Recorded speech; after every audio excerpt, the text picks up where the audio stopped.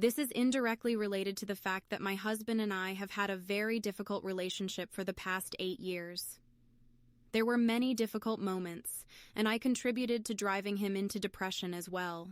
My husband constantly smokes, drinks, and gambles. A woman has the power to influence a man in every way. She can push him so hard that he might even hang himself. Thanks to your lectures, I realized that initially, when I met him, I was driven by a fear of loneliness. I was alone in a foreign city, and I met him. He seemed like a good guy, and somehow things started. But in the beginning, I struggled to accept him. Over the 10 years we've been together, I never fully accepted him. I have been torn between wanting to leave and not wanting to leave. Love or unlove? Exactly. And now he says, "I'm tired of all this. Let's separate." Instantly, I felt a profound fear of loneliness and panic. I didn't know what to do, and I spiraled deeper into depression. A woman desires happiness. She desires happiness in personal life. A woman is woven from love and sensitivity. For her, happiness often means the person she is with should be perfect. That's why the nitpicking starts immediately. You don't speak right, don't look right, don't do things right. Everything is wrong. Why does she nag him all the time? Because she wants to be happy. She craves happiness, but he doesn't give it. He's doing something wrong. He doesn't like the nagging. He disagrees that he should change. He lives his life as he sees fit, without bothering anyone. Contradictions arise immediately. How can I, as a woman, be happy when I'm so good? I need love and care, but he doesn't understand anything and doesn't love me. He always did so much for me, but I never accepted anything. Naturally, he stopped trying, and so I started. Now he says, "That's it. I don't need anything anymore. I want to focus on my own business." Oh, my dear, you've let the situation spiral out of control. I need a photo of the man. You wanted more happiness from him because you weren't getting enough. A woman wants to enjoy her partner. If she doesn't enjoy him enough, she becomes capricious and thinks, "What's wrong? I'm not getting enough happiness from him." Is this photo enough? What is his nationality? Mixed. Tatar, Belarusian, and German. He is a simple man. He loves people in life very much. He's a simple person and you feel you need someone more sophisticated, right? He's too simple for you. Is his simplicity irritating you? The situation is not entirely a stalemate. He's currently going through a challenging period in his personal life. This phase won't last long. In about a month and a half, he will start to soften. This tough internal struggle of his has been going on for about 3.5 months. That's how I see it. It will end in a month and a half. However, this is also a growth zone for you. It's a time in your life to reflect on how to move forward in life. You won't be able to squeeze any more happiness out of him. You wanted him to make you happy and tried to shape him into something he is not. But you won't squeeze anything out of him. That effort has reached its limit. He will never again live like you forced him. You need to either start serving him, taking care of him, and supporting him, or the relationship will fall apart. Is there a chance to restore the relationship if I work on myself? He's already beginning to soften towards you now, but you must understand that relationships are always like a pendulum. When he swung in your direction, you didn't value it, and this dynamic lasted for a long time. Now you'll have to swing in his direction, then there will be some balance. If you don't do this, he will separate from you because he feels disappointed. How many children do you have? 1 son. How old is he? 7 years old. Do you work? Yes. Does he work? Yes. Who earns more? He does. Do you have citizenship? I have citizenship, but I have a deep fear of loneliness. It has followed me my entire life. This fear stems from your past life. You were abandoned in your past life. You experienced the fear of loneliness in your past life. You faced loneliness at the moment of death. When a person faces something traumatic at the moment of death, they carry that fear forward. But for a woman, such fear can also be constructive. Engage in the relationship, try to repair it, try to connect and interact with him. The next month and a half to 2 months will be difficult, but the situation will eventually soften. Most importantly, you must understand that you must engage in spiritual practice. You need to pray. Your relationship deteriorates. It is becoming increasingly befouled. There are people whose family life becomes befouled and deteriorates over time, and there are those whose relationships become elevated. Right now, yours is being befouled. You're degrading each other. There's no pure perception of one another. Only through prayer and spiritual effort your relationship can be elevated. It's impossible to elevate them effortlessly. On their own, relationships always deteriorate. Everything naturally deteriorates in this world. If you don't invest anything, relationships deteriorate. Even objects like a pair of slippers left untouched eventually fall apart after 20 years. You don't need to do anything. They just stand there, and then they fall apart. Without care and investment, everything deteriorates here. Everything ages and gets worse. Your relationship has been deteriorating for the past 2.5 years. Before that, there was some stability, but now it's deteriorating and going downward. The most important thing to understand is this. You have certain malefic planets affecting your personal life. You haven't found your ideal partner. If you lose your current partner now, it's unlikely you'll find someone. I don't see you finding the person you want. This is your punishment in life. Some people can get what they desire, and others cannot. So if you have someone, you must try to build a relationship. Focus on God and spiritual life. You have good opportunities for spiritual development. You have strong spiritual potential with positive accumulations from the past. Move in this direction. Seek happiness through spirituality. You won't achieve anything with caprices. He won't become better than he is anyway. He won't change into what you want. But you can still build a life with him. It's possible to find goodness in that too. Some people fulfill your feelings and some don't. When someone doesn't meet your emotional needs, you must seek fulfillment through other means. Friends, spiritual practice, and other sources of happiness. Many believe happiness comes solely from family life. For most, this is ingrained. Personal relationships seem like the only source of joy, but happiness also stems from nature, friends, and prayer. Many things bring happiness in life. Children also bring happiness to a woman. That's how it was for me from the beginning. I never planned for family life. I felt stuck in adolescence. No plans for family or children ever crossed my mind. And even now, I feel a resistance to it all. I long for freedom, but at the same time, I know I have to deal with this family situation, while it is all falling apart, in addition. All this needs to be fixed. That's where I am now. Freedom is a longing carried over from your past life. You are dealing with a contradiction. On the one hand, you crave freedom. On the other hand, you're deeply afraid of loneliness. Yes, this is true. A woman's nature is tied to living in a family. A woman doesn't like loneliness. A man can immerse himself in work, but a woman needs family, close bonds, and relationships. She needs love. That's how a woman's nature works. It's her nature to love and to care for someone. If there's no one, a woman may turn to pets, dogs or cats. She has a whole herd of them to care for them and to love them. Pets can fill this role, especially when children have grown up. We love our dogs and cats. A woman needs someone to love. She needs to care for someone. Without that, life feels empty, like she's not truly living. So being alone isn't a real solution. What will you do alone? Howl at the moon. Freedom from someone? Imagine you are free. What will you actually do? I don't know. I feel drawn somewhere, though. Freedom is prayer. Pray to God. Connect with Him, and you will find true freedom. You mentioned that a woman should give her love. I feel that I haven't given enough of my love. Yes, none of us ever gives enough love. Why do we cry when someone close to us passes away? It's because we realize we didn't give enough, we couldn't give enough. We're not gods with infinite capacity.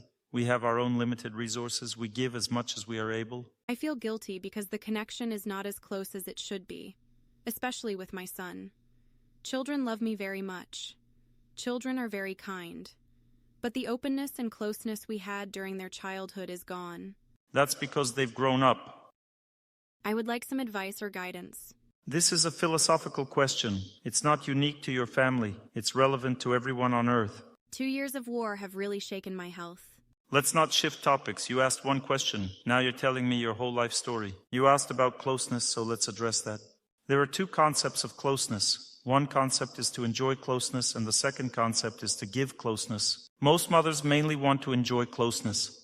When a child is small, any mother enjoys closeness as much as she wants until the child turns 13.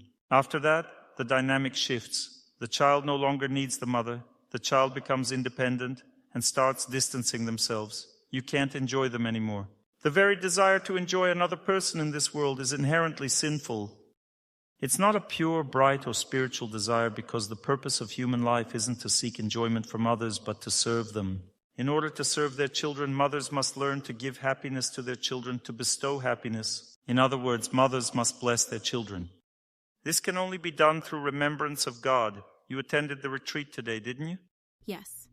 Listen to those who pray, repeat the prayer, and in your heart say, "This is for my children." From those we wish to receive happiness, we must first give happiness. This creates balance within. But when you expect happiness from others, there will be no balance inside. There will only be suffering and resentment. Why don't they love me? Why don't they remember me? I, me, mine. That means that person constantly lives in suffering. But the time comes when a person must renounce the desire to enjoy the company of close ones, because with age, everyone becomes unwanted. As they say, old age is no joy. An elderly person doesn't bring happiness. A small child brings happiness effortlessly. When you are near them, happiness radiates from them. They don't even need to do anything to bring happiness. When an elderly person is nearby, they don't bring happiness. They drain energy because they lack the strength to live. Moreover, life is very difficult for them. They feel unwell, they feel bad. And when a person feels bad, they need to lean on someone who feels better to get energy of happiness. If an elderly person doesn't practice spiritual life, if they're not self-sufficient, they always burden those around them. Therefore, one must learn prayer, work on oneself, maintain inner restraint, serve their close ones, and not try to take something from the others. You're talking about close relationships. What kind of close relationships can there be with an elderly person? If an elderly person has become a sage, then everyone will want to receive their guidance. That's a true close relationship, receiving guidance from an elder. But what if an elder hasn't reached that level? What kind of close relationships can you have with them? There are 3 types of close relationships. The first type is equal relationships, those of friendship. With a friend, we communicate freely, we share jokes, we laugh together, and we even argue playfully. These are friendly, close relationships. The second type is senior-junior relationships. This means there is a sage. For example, to a child, the mother is a sage. The child asks the mother answers, and so the child learns. And the third type is when you seek out someone who is senior to you for advice. These are 3 types of close relationships. So which of these 3 types of close relationships do you want to build with your adult children? You no longer serve as a sage for them, nor as their friend. What kind of close relationship can you offer? What do you want to talk about? You can talk about God. That's a true close relationship. For this, you need to practice spiritual life and converse about holiness and spirituality. Then you can build close relationships with everyone. But people mostly lack such culture. People don't gather to discuss the scriptures or spiritual matters, or what we will do after death. These are close relationships that can be built with everyone. There is also an option to gossip, to discuss someone and to cry. Often elderly people's version of close relationships is to whine or gossip. Elderly women often like to gossip about others or complain. Complaining drains energy from everyone. It brings suffering to everyone. What other types of close relationships exist? Having fun together, perhaps? But this doesn't happen every day. You might share laughter during celebrations, but even then, the elderly need enough energy to participate in joy. At an older age, you don't want to laugh anymore. You want to cry all the time. So what kind of close relationship can you offer? What can you give them? What can you offer? Here's a variant of close relationships. Gossip and complaints about life along the lines, "Oh, I feel bad, my dear, what should I do?" are all draining energy. Gossip leads to befoulment, and complaints are draining energy. If you want them to tell you something, what for? So that you can give advice. But maybe they've outgrown your advice. So the only remaining option for true closeness is praying together. You can discuss the scriptures, build good relationships. For example, you cook for them, prepare something to eat, or they prepare something for you. You give gifts, receive gifts, offer service, accept service. These are all ways to nurture close relationships. That's such an option. However, close relationships which you long for are very resource intensive. They demand a lot of energy. They are the most energetically demanding relationships. If a person returns from work and is tired, they can't build close relationships because they simply don't have the energy for it.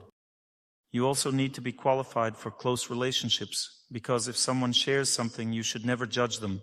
You simply need to support them. You might say, "Oh, that's great, well done, it's not a big deal." That's the essence of close relationships. Typically, when someone opens up to you, you start responding with an expert mindset, saying something like, "Yeah, that's all nonsense, you can do without it," and so on. You open your soul and they end up spitting on it. Do you feel like continuing the conversation after that? No. That means that you need to be qualified for close relationships. Building close relationships with small children is very easy because they are always dependent on you. Whatever you say, they always listen, especially if you speak kindly. You have good children, kind ones, they treat you well, but you feel lonely in life because you don't strive for God. God shows you that without Him you cannot be truly happy in this world. The time has come to stop thinking about your children and think more about God, because when the time comes for you to pass away, your children won't help you. If you are too attached to them, it will be very difficult for you to move forward. We all part ways in this world. No one stays together. You'll have to go to a new place, but the connection with children will remain. However, what you truly need is a connection with God. If there's a connection with God, a person goes to heaven, to higher planets, where angels dwell. If your connection is with your children, it pulls you toward them and hinders your spiritual rise. That's why God is now cutting off these attachments. He says, pray, think more about me, come closer to me, don't focus on others, because all close ones will soon become distant. None of us here will remain together forever. I pray a lot and have been for a long time. Then you should be self-sufficient. You shouldn't feel unhappy. It means you're not praying correctly. Listen to those who pray, listen to holy people, and immerse yourself in relationships with holiness. I wanted to talk about prayer today. I can stand for a very long time. I was sitting. You instructed us to take a comfortable position. I stood up because I can stand for a very long time. But toward the end, with just a few minutes left until the end of the prayer, I started feeling something unusual. I haven't told anyone. Now I'm telling what sensations I had. I began feeling tingling around the spot where Jews wear their kippah, on the crown of their head. Approximately at this level, I started feeling constant tingling, and I thought it would be best to sit down, as I wasn't sure what kind of load this sensation would cause. Yes, that's normal. Don't overload yourself. Can you explain further? This is an energetic overload. It means there was too much energy. We were praying and there was a lot of energy. You felt a bit overloaded. You can sit down, yes. At your age, you don't need to perform full asceticism practice. Take care of your health. Tell me, I got nauseous at the 45th minute. Is this also due to overload? Yes, it means there was a blockage there. Well, did you enjoy the retreat overall? Did you pray well? Yes, I enjoyed it. These are all overloads. It was very intense energetically. About 600 people from around the world were praying together, repeating the prayer together very slowly and deeply. Tomorrow, by the way, we'll have a second session. Anyone who wishes can come and immerse themselves in prayer. We will pray all together. All right, my dear, we've been talking for a while. There are others as well. I have a question. My husband sometimes has blood vessels bursting in his eyes. This means the intraocular pressure is rising. He needs to see an eye doctor. Let them measure the eye pressure. There's a device for that. There are even devices for self-measuring eye pressure manually. Every person should have such a device because eye pressure is a very dangerous thing and hard to diagnose. Everything seems normal. Eye pressure is typically between 18 and 22, but sometimes it can rise to 40. This is dangerous. It can cause retinal hemorrhage, retinal detachment, and blindness. Increased eye pressure also causes cataracts to form faster. Usually increased eye pressure occurs because of excessive computer use. When people work with computers, eye pressure tends to increase. So everyone should have such a device at home. You should periodically measure your eye pressure, especially after using the computer. If it's above 25, it means there's a predisposition to increased pressure. If blood vessels in the eyes are bursting, it's definitely increased pressure. His vessels burst when he lifts something heavy. He hasn't been sitting at the computer all day. He was doing something physical. If he lifts heavy objects, then maybe intracranial pressure rises and eye pressure rises as well. Therefore, you should measure intracranial and intraocular pressure. Does he feel pain in the back of his head? Is there pressure from the back of the head to the eyes? Look into all these symptoms. Typically, with high intracranial pressure, there is heaviness above the eyebrows, pressure at the back of the head, stiffness in the neck, and the eyebrows feel heavy. With low pressure, it felt more from above. Temples might hurt strongly in areas below the eyes. This signals low pressure and a person experiences dizziness. When there's high pressure, the head feels heavy, like cast iron. Yes? My son is 22 years old. He had several relationships with girls, but none of them worked out. Is he your biological son? Yes, he has a lot of emotions. He worries a lot. His first girlfriend left him. He can't leave the second one. Overall, there are many emotional situations. He asks for my emotional support, but I don't always know how to support him or what to say to him. He has the influence of malefic planets on his personal life, which makes him very vulnerable in relationships. He's a very emotional, sensitive person. There's also a national characteristic. People of this nationality tend to be very personal in relationships. They need tenderness, affection, and closeness. There are different national characteristics. He needs a kind, close, and gentle relationship.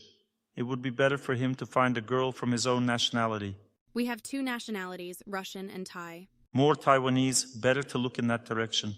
With Russians, it will be very difficult, simply unbearable. But he can't get along with American girls. That's even worse. American girls are not an option at all. Only Taiwanese or Japanese girls. He's not interested in them. He needs excitement. I understand. How should he work on himself? He needs a Taiwanese girl, someone soft, gentle, and kind. He'll immediately feel at ease and calm with her. He craves excitement, and that means karma gets activated immediately. Well, he may get disappointed and hurt, but he'll learn to look at life more simply. He won't have a family in the next 2 years. He'll face disappointments. Only after 2 years will there be good karma for his personal life. Even if it's a Russian girl, he needs someone more Eastern-oriented, someone who will respect him and treat him with delicacy. He needs someone gentle. He needs a sensitive person, otherwise he will go crazy. We should pray for him, right? Yes, pray. We should pray for everyone. Lately, I've had a strong desire to have a 4th child, but there's no support at home in the family. No, not yet. No 4th child. You're going through a rough period health-wise. When a woman is going through a bad period, she might have the desire, but there is fear. She feels some kind of fear inside, a feeling as if it's difficult. A woman always feels whether it will be easy or hard. Igor is smiling, looking so content and happy. I made it here. Then it seems it will be too late. Right now, you definitely shouldn't conceive because you'll be very exhausted. But if you want, you can follow my methodological health guide to improve your health. It's an unfavorable period now. Wait at least 7 months. You have a significant drop in prana energy in your body. You feel weak. It's hard for you to get up. Your willpower is suffering, and toxins are accumulating in the body. Water energy is more or less normal, though. But with pregnancy, toxins lead to morning sickness. Weakness leads to complications like increased uterine tone, or even worse, a miscarriage. Your body is not ready for this. You're not in the right condition now. You don't have energy for 2. To give birth, a woman needs energy for 2. You currently don't have energy for 2. But if you do asceticism practices, it could change. Don't attempt to conceive for at least 7 months from now. It's not advisable right now. It's not a good period for you. Your question, please? I have a question about the technique you described last time with cold water. Yes? I tried it according to the table when it was 10 degrees. Afterward, my eye became inflamed with uveitis. I had to treat it for a long time with strong antibiotics. I don't remember their names.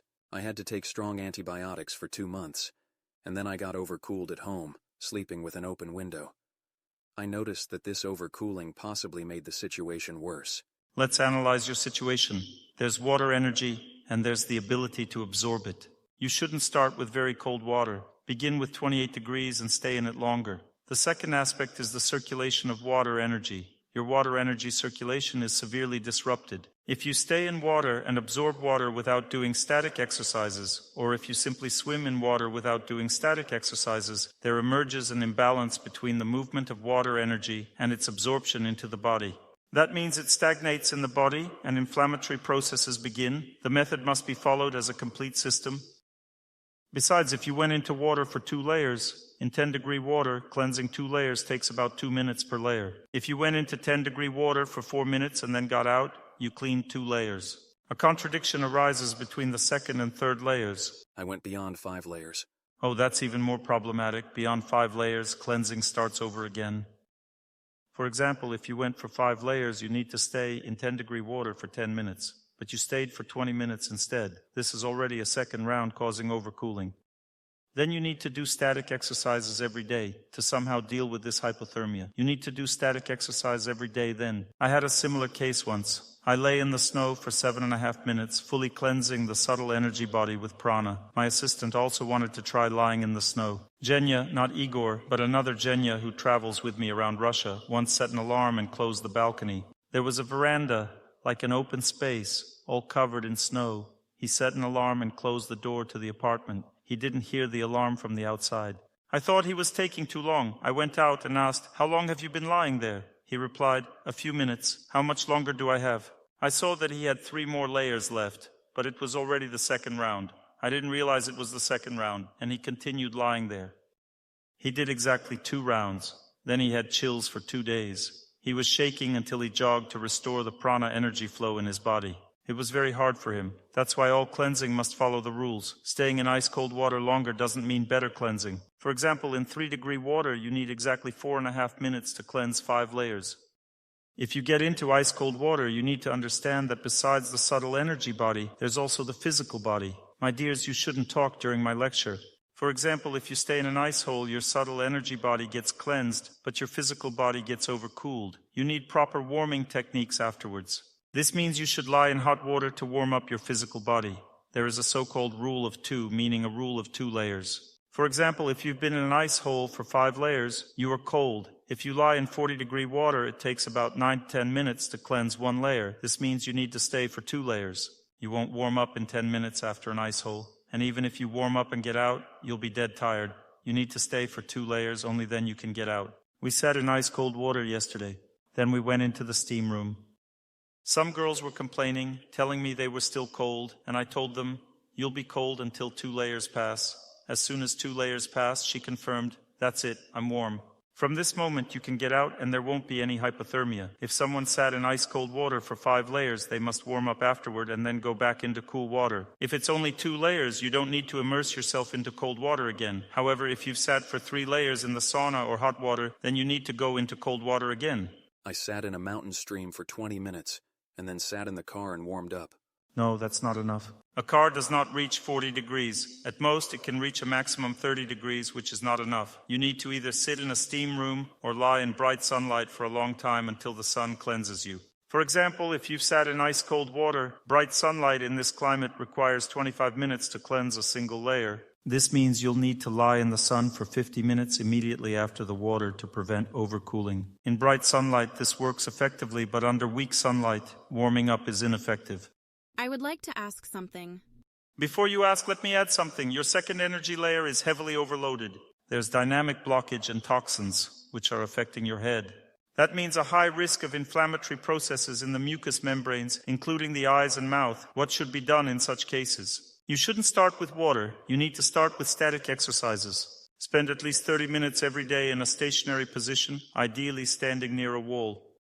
When standing, energy flows upward. Cleansing goes up to the head. After initiating cleansing with static exercises and getting the water energy moving, swim in a pool with 28-degree water for 70 minutes. Continue static exercises, gradually increasing the duration to 65 minutes. If standing for 65 minutes isn't possible, you'll need to cleanse for 2 layers instead. If the water temperature is 14 degrees Celsius, you should swim in the pool for 28 minutes, followed by 26 minutes of static exercises. Perform static exercises every other day and sit in the water at least once a week. After addressing static tension and processing water energy for about 2 months, you can move on to dynamic exercises. Dynamic exercises involve walking for 1 hour and 40 minutes once every 3 to 5 days to cleanse 2 energy layers. Once you have mastered the dynamic exercises, start fasting for 24 hours on greens. You can fast on lettuce leaves and drink juice from them. Or you can practice water fasting once a week or once every 2 weeks. Nasal canals are treated on Mondays, which means fasting should ideally take place on Mondays. If you follow this comprehensive approach, uveitis should be completely healed within 5 to 6 months. Everything will be completely healed. After 3 to 4 months, any drops or treatments for this condition will be very effective, as your eyes will have sufficient energy. Currently, your eyes are only supplied with 65% of the energy they require. The risk of developing a chronic disease is very high. Your eyes lack energy, and the mucous membranes are even more depleted. This does not only affect the eyes, but can also result in issues like tooth decay, as all these areas involve mucous membranes. There are blockages throughout the head. This means you work with your head a lot, thinking a lot, and often emotionally. Your second energy layer, which is connected to emotions, is overloaded. Everything needs to be treated comprehensively. All right, my dears, I'll begin the lecture, okay? If a person eats little, can they get nourishment from the sun's energy? This person eats little because their mucous membranes are blocked, therefore there's no appetite. Once this person starts doing all these practices, their appetite will return and they will be able to eat a bit more. So, does this mean we don't get energy from the sun? We can draw energy from the sun, but solar nourishment is difficult to achieve. To live off sunlight, one must have a sufficiently clean body, a purified subtle energy body. Fasting naturally draws in sun energy. However, to directly feed on sunlight, you need to reach a different energy level. The lowest energy level of life is eating meat. Higher energy comes from eating fish, followed by eating dairy products, then vegetables and fruits. An even higher energy level is eating greens. An higher energy level comes from being nourished by both sun and water. An even higher level is being nourished by the sun alone. That progression indicates that a person is developing energetically. However, you have not yet reached such a stage of development. Sometimes people stop eating meat and immediately feel weak. This indicates they are very weak in terms of energy. They have a low level of energy exchange. They are very far from being able to subsist on sunlight alone. The closest to solar nourishment are those people who can live solely on greens. For instance, someone can eat only greens for 6 months and feel great, maintaining excellent health and well-being. This means a person can gradually transition to solar nourishment. Do you know such people? I have seen such individuals, though I don't know them personally. Achieving solar nourishment is possible, but whether a person won't suffer from solar nourishment can only be assessed over a period of 3 to 4 years. The same applies for raw food diets. A raw food eater might claim, "I only eat raw food and I feel fine." However, this can only be verified over time, after a year or a year and a half. It's not clear right away, but after a year and a half, a person might start losing weight. How to determine if a raw food diet is gradually harming someone? First, the range of foods they can eat narrows down, indicating their digestive fire is weakening. Second, they lose weight. Third, their sleep deteriorates and becomes less restful. Fourth, their sensitivity in relationships with people increases. These signs suggest a person is gradually losing energy and strength on a raw food diet. I know only a couple of raw food eaters who maintained their lifestyle for life. All others quit this diet because they keep losing energy. A raw food diet is highly demanding energetically. Additionally, this type of diet requires adequate sunlight and a positive mindset towards people and towards this world in general. If someone is depressed and on a raw food diet, they will experience a breakdown.